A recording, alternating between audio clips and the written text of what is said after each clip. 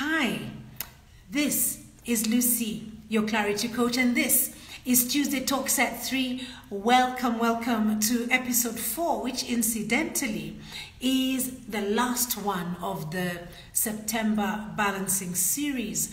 We have been going through an entire series of just figuring out how to balance relationships and entrepreneurship. It's been quite a journey. And in this series, I had planned 4 episodes for you, 3 of which we have done, and one that we are going to do now just to bring it to a beautiful close. And I do hope that each and every episode has given you something to think about, something to work around when it comes to this balance, this proverbial balance of work, life. I hope you've been able to get some tips on how to move forward, and you're looking forward to this session. This one is very special for me. Well, just a little bit of a recap.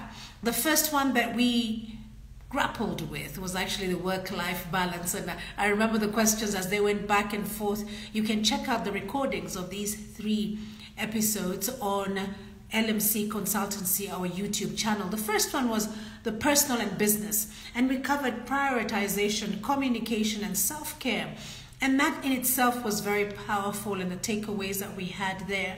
We then moved on to meaningful relationships, managing those liaisons that we have over time, and the question was, do we keep it in the formal space of networking events, where it gives you the feeling of we are at this venue, there's drinks, there's music, there's entertainment, there's a lot of chattering. Do we keep it there, or are there other areas where we can actually have the opportunity to network and hence build that net worth? And I loved what was brought out, that in fact, the people or the areas that you think didn't matter much, that just happened automatically in your life, are those areas where you will be so empowered or so beneficial in a way that to others, you are their network and you help them with their net worth. And the examples that we looked at was just the kiosk outside your home. And the kiosk is that small little shop where you go and you get your emergency groceries, that you need your loaf of bread, you need your packet of milk. And because you already have a relationship with this person, perhaps it never crossed your mind that this could be a network worth finding out, or worth nurturing, or worth building and maintaining. These are the people that you end up getting contacts through. Who is it that you meet every day that you actually does not fit into this mold of networking in the corporate way? Think about it. And I do hope you did. It's not that you're thinking about it now.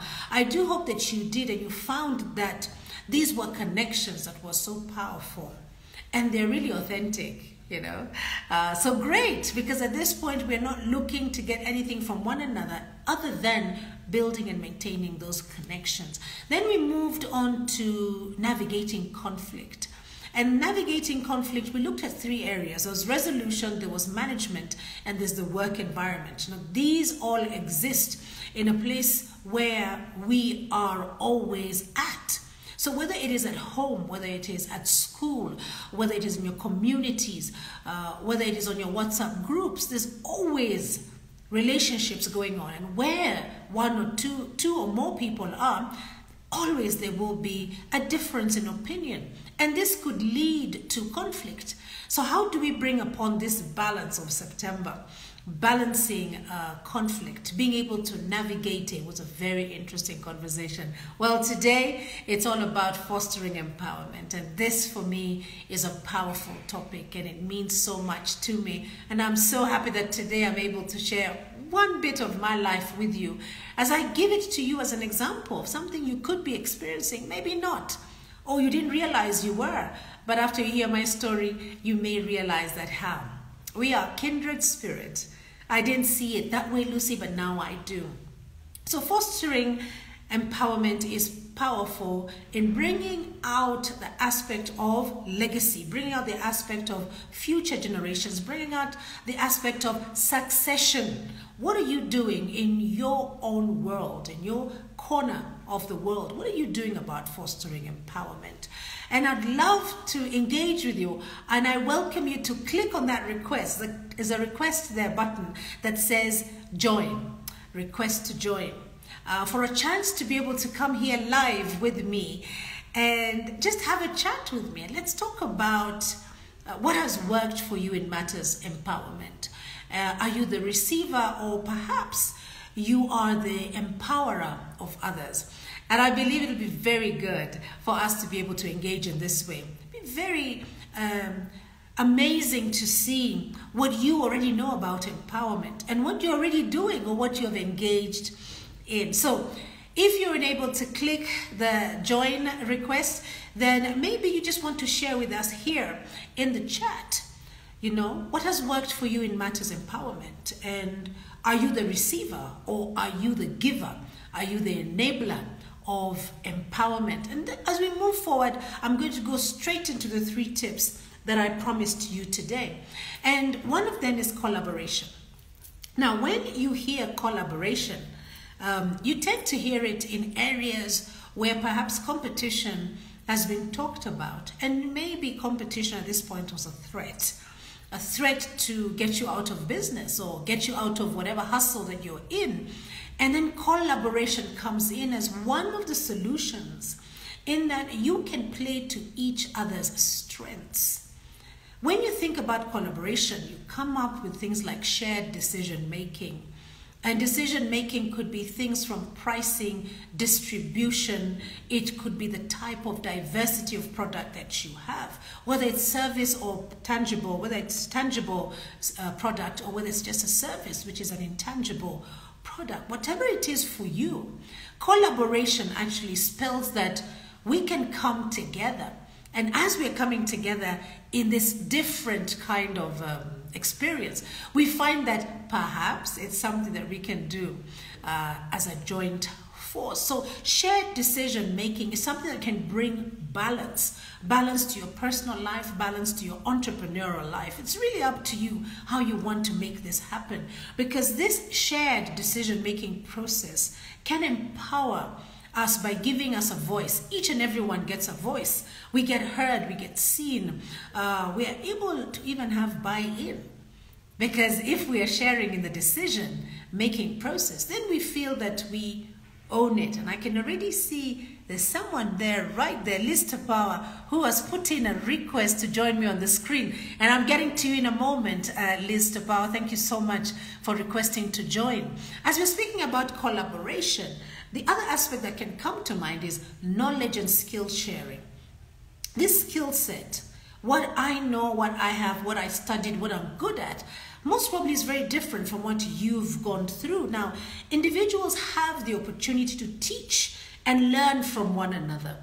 So whether it is bottom up or top down, it really doesn't matter, because it just means that we have an opportunity to teach and learn from one another. Collaboration. So like I said on the onset, collaboration would usually exist when there has been competition and there's a threat that you are being made obsolete. So why not collaborate? So as we are fostering empowerment, we can be able to teach our teams, our families, how we can use shared decision-making skill set, or we can use knowledge and skill sharing as something that can help us to move forward. Now, in our previous session, we touched on things that would need to be considered in collaboration. One of them was communication. When you're collaborating, we all have to be very clear who does what. Think of an MOU. In an MOU, it clearly stipulates who does what. First, it sets out to clear who you are and who the other person is, or who the parties are. We are very clear about what they do. Here we can see the strengths and the opportunities. And then we bring it down, or break it down to what then will each party bring to the table. And then we come in with terms and conditions, exit clause and signatures, and then we are off to having a great collaboration. Same thing that you can do at home and bring upon balance, because we are all different, just like my hand. We are all different, but we are better together. We are all different, diverse. We bring different aspects to the table. Why don't we use them? So communication is one way that we had picked in our last episodes, but we can use as a tool to bring about balance. Let each party come to the table and actually express what it is that they want. The other one that we looked at was listening, active listening, of course, in collaboration. We need to listen to one another. Can you imagine in a situation we're coming to collaborate and only one person is talking? That's not collaboration. That could be autocratic, or that could be dictatorship. No way can that be collaboration. Now, with collaboration, and we're talking about active listening, we hear and we seek to understand, and therefore we apply ourselves from that platform. The last but not least was when we talked about navigating conflict in our last episode. And what do we need to do navigating conflict, and issues of resolution came up, understanding how to move forward. And the benefits that we picked out of this area of conflict resolution is that we become resilient. We find growth. But you have to look at it as silver lining. You have to understand that in everything where things are rubbing against each other, there's some gift. And I encourage you to look at it from the point of silver lining. So from our previous session, there are areas that can be explored to help collaboration be magnified and make more sense for us as we are fostering empowerment. Now, today's question is, what has worked for you in matters empowerment? Are you the receiver, or perhaps you are the enabler of empowerment happening around you? And I was encouraging you to press that, the request to join, and I can see Liz Tapar, and I'm gonna give you access right now, Liz. But for those of you who feel that perhaps coming up live with me here is not a thing for you, please share with us here on the thread, and we will sample some of your contributions. Well, we are moving on to the next part, which is mentorship, and I'd like to bring on Liz now. I really hope that Liz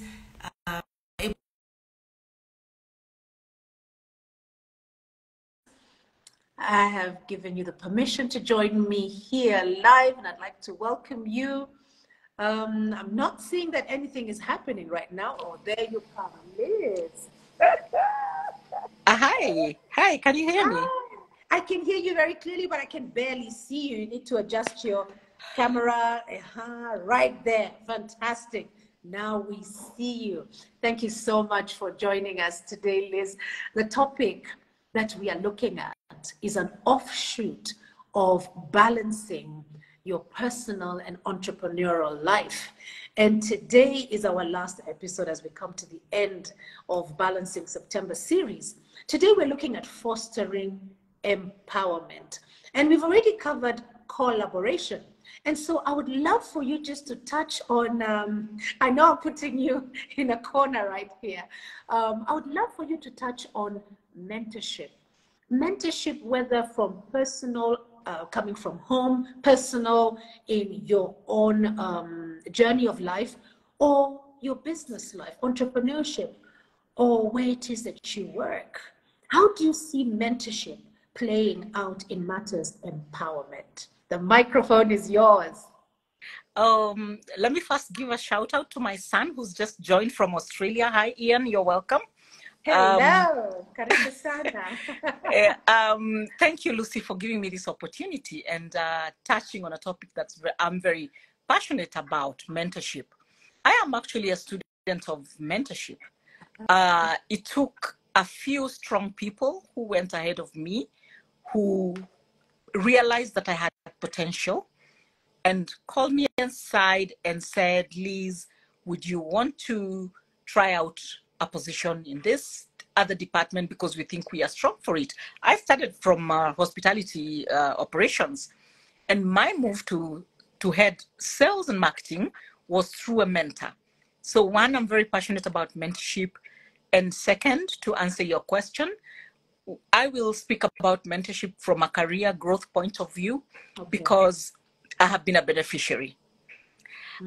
Fantastic. Right.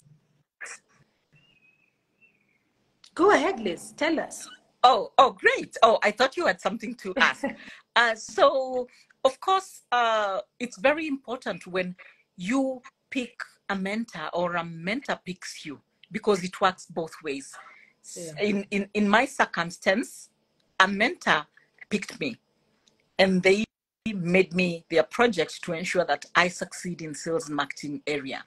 Wow. In my personal experience, a few of the mentees that I have picked me. They have said, we've seen what you're doing.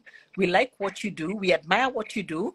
Would you mind teaching us a little bit about how to navigate this space that is hospitality, sales, and marketing?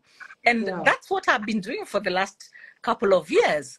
And of course, as a member of the Kenya Association of Women in Tourism, I am in the mentorship committee, which you head, Lucy. So well done on that, because again, when I look at the hospitality industry, when I started, say the year probably 1991, Okay. the people who were heading sales and marketing then are long retired. Yes. We are talking Mr. Roger Sylvester, who was in Block Hotels, head of sales and marketing, director of sales and marketing. We are talking Fatma Moses, my own personal mentor, who I value and respect very much, you know. So the people who were there when I was younger, when I was still navigating and deciding, do I even understand this hospitality thing? They are long gone. So what does that mean for us, Lucy, you and I, because we are, you know, on the same lane almost?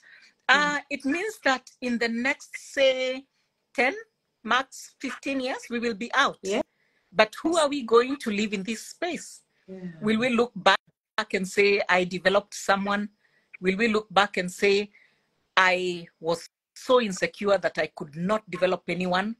Will we look back and say, I can actually see my offsprings? Yeah. You know? Yeah. And so it's one of those things that it must be done, it should be done, but then there has to be intention from both ends, the mentor and the mentee. Yes. It has to be very intentional. It has to be well planned. There has to be constant communication. I joined when you were talking about communication. Oh, and yes, there has to be a lot of clarity in what the goals are, because it's one thing to admire someone and think, oh, I want to talk to her because, oh, I think she has a following. Oh, I think she's doing very well. Yeah. And it's another to say, this is the areas that I'm struggling in. How can you help me? What can I do to improve in these areas? That's what should happen consistently. I mean, of course, besides the 1 or 2 dates of coffee and socializing, because it's also important to socialize while you're mentoring. It is. Yeah. So basically that's about it. Oh yes, I created a chef. Ian, please get out of my life. Don't talk about yourself, Ian. Yes, I can see that. In fact, that you. My son is very naughty. There's also one of my mentees on the live, Ruth Mwalwa. She's on the live, and I would like to also acknowledge her. Yeah. I see. She's the one who's saying two of my favorite. Yes, that's Lucy Mwalwa. She's the head of sales at the Dusit Princess that has just opened. Look at that. And that is my mentee. I am so proud of her. Well done. Well done. You know what I'm hearing from you very loudly is succession is important. And succession can happen in the area of mentorship. And you were very clear about certain areas we should look at when it comes to mentorship. It's not a happenstance. Mentorship is something that we think through. You were very clear also in saying either you are picked or you pick somebody. In your case, you were picked because the people who were in your management team saw the potential in you. But also the mentee comes and picks you. So when we think about mentorship and that process, it goes without saying that it provides valuable knowledge and experience, which can significantly accelerate the learning curve for anybody, and this happened to you. But what I loved is the succession bit, and I'm going to just read off little notes that I put down here. You said intention has to be from both because we need to own the process. Absolutely. You said, absolutely. You said communication is key. I am so big on communication, Liz. You know, you are preaching to the choir right here. Communication is key so that we can know what everybody is coming for. What is our end game? How are we going to execute? And then you talk about clarity. And of course, that touches on me. My name is Clarity Coach Lucy. I'm all about clarity. What are we talking about? How long is it going to take us? What is the outcome? Do we know why we're here? And that's just amazing. Tell me a little bit about accountability, because you do say the intention is from both. It suggests to me that mentorship needs to have some aspect of accountability. How have you engaged with accountability? Yes, accountability is also very key, because at the end of the day, when you meet with your mentee, you will go through certain topics. You will discuss, you'll delve into areas that they need help with. You will pick out areas that you feel they need to work on, because they will have given you the background of what they are struggling with or what they need help with. Now, accountability calls for the mentee to come back with assignments completed on issues that came up during the last session. That's accountability, because again, like I said, there's the coffee date, but then there's the mentoring sessions that are serious sessions, you know. So the accountability must be there to ensure that, yes, we discussed these topics.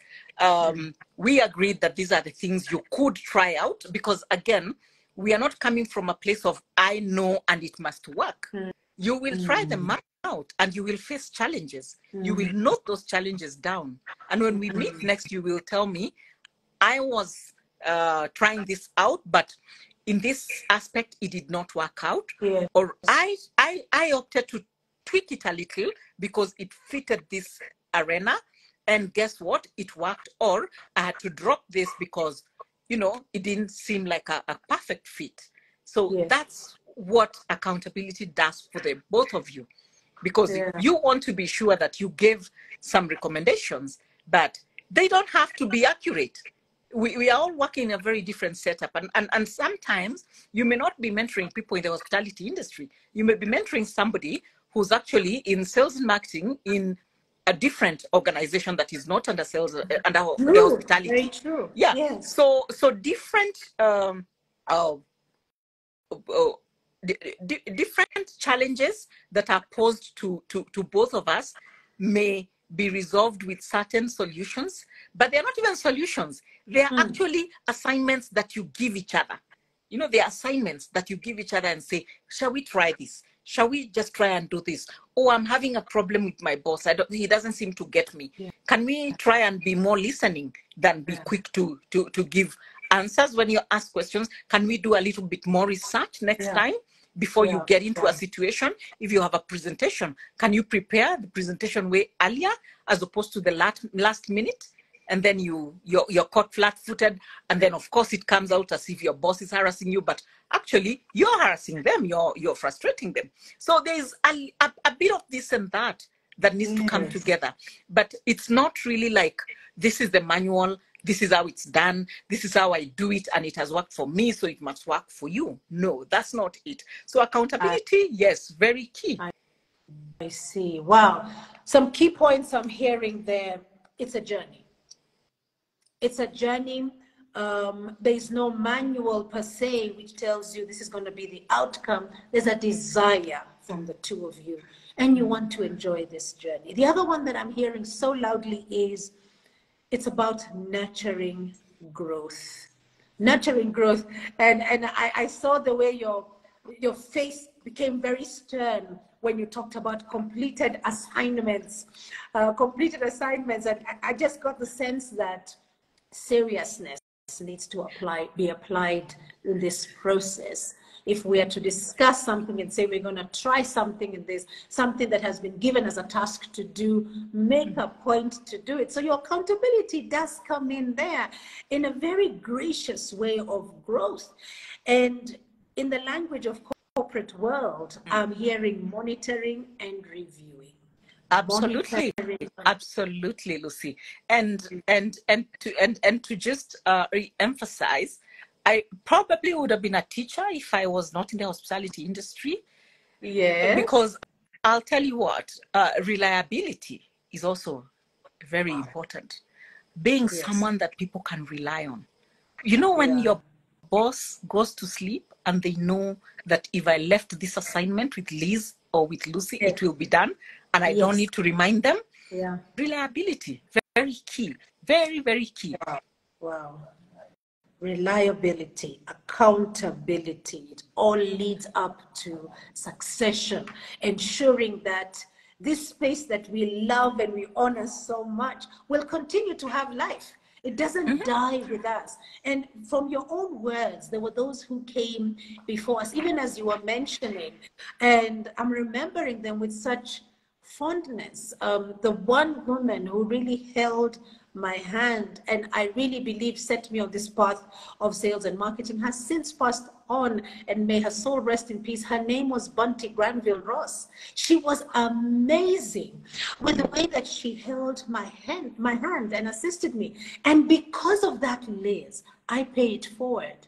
I have Absolutely. people who are my direct reports, and just like you, I ensure that they have the same experience. And I'm just going to jump to the ecosystem, or shall I say, the environment that we live in.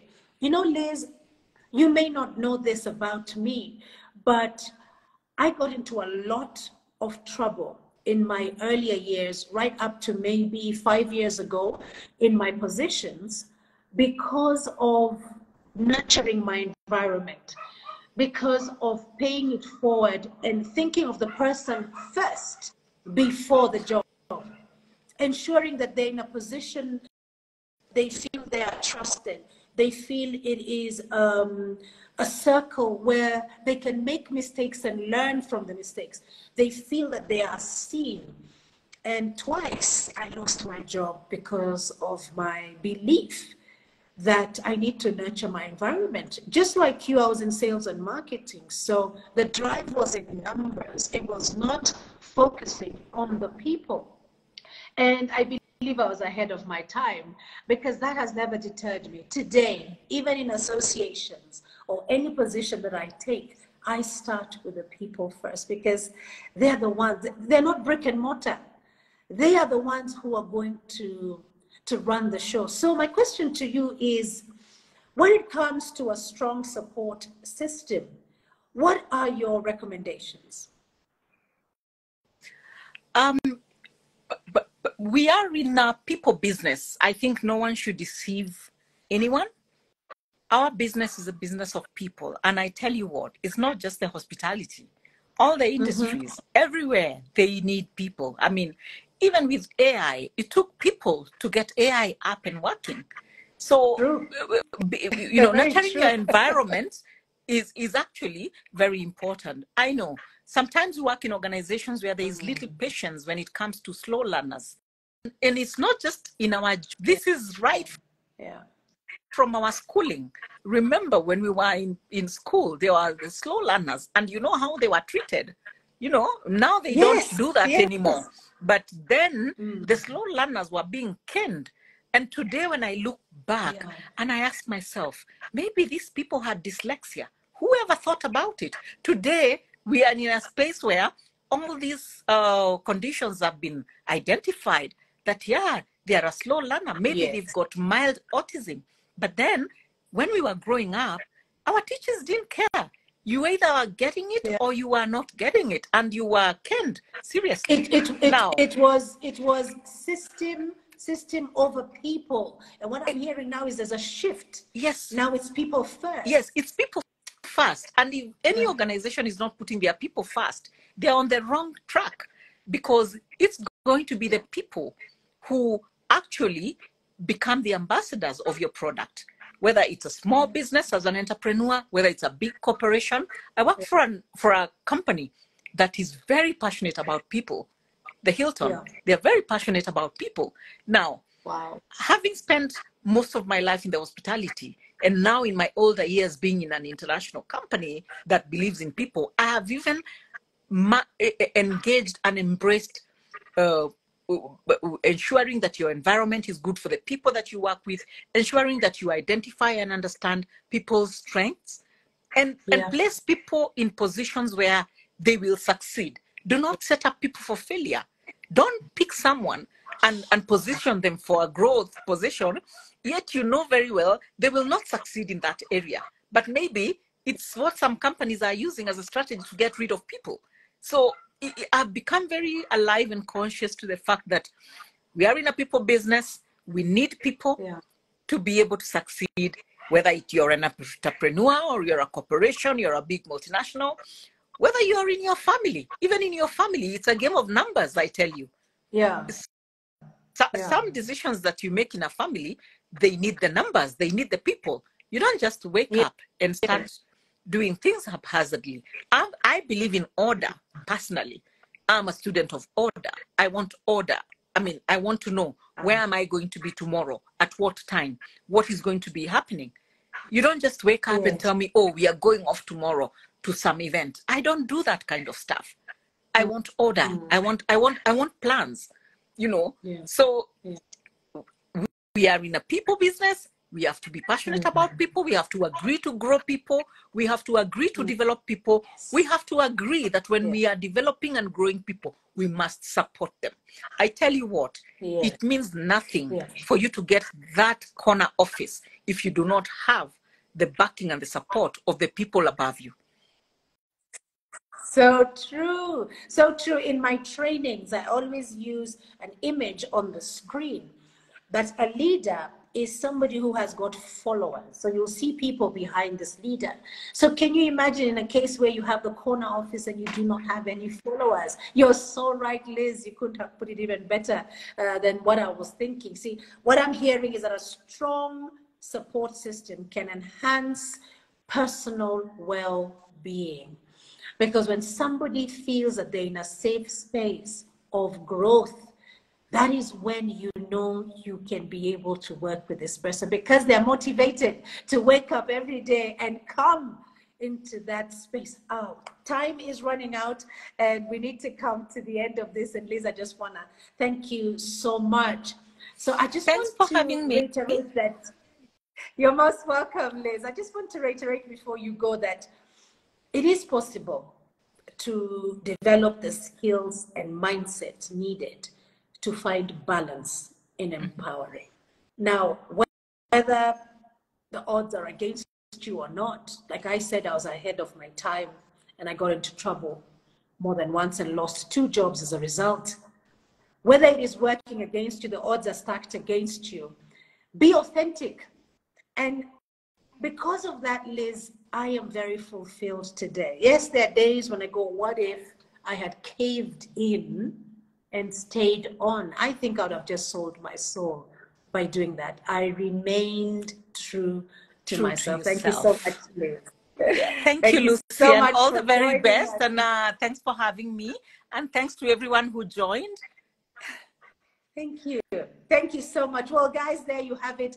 That was Liz Tapawa. She's the Director of Sales and Marketing of Hilton Garden in Nairobi. I do hope that these 3 tips that we have shared with you today will help you to kickstart your empowerment journey. Just to rehash on them, there's collaboration. What does that mean for you? There's mentorship. What does that mean for you? There's the ecosystem, which is now the group that you exist in. What does that mean for you? The question again was, what has worked for you in matters empowerment? Are you the receiver or are you perhaps the enabler? Only you can answer that question. I do hope, like Liz and myself, you will pay it forward and ensure that we are fostering empowerment for succession and for personal well-being. The 3 takeaways for you today, because I never leave you without those. Number 1, shared skill set. You're not an island. So why don't we come together and share what we have and magnify it so that we can have bigger results. Number, when she was talking about succession planning. Number 3 is have a support system, you know, a place of trust that you can draw from, a place that you takeaways today. The recording of this episode will be available on my YouTube channel, which is LMC Consultancy. Check out our courses on our website for more learnings, and you can find me on my social media platforms where there's a lot of personal development and mental wellness tips for you. You will find me as Lucy, your Clarity Coach, on TikTok, on IG here where you are, on LinkedIn, and on Facebook. For more details on other things that we're doing, like the Who Am I training, was amazing. I'm not going to spoil it here, but our next session is on the 19th of October. Check out our social media platforms to see how you can register. We answered one particular question, which was just amazing, and that was, who am I? There were a lot of insights that we gathered, and we're going to use those learnings in part 2 to be able to work on our decision-making process. Well, until then, let us help build one another. Be kind to yourselves. Bye-bye now.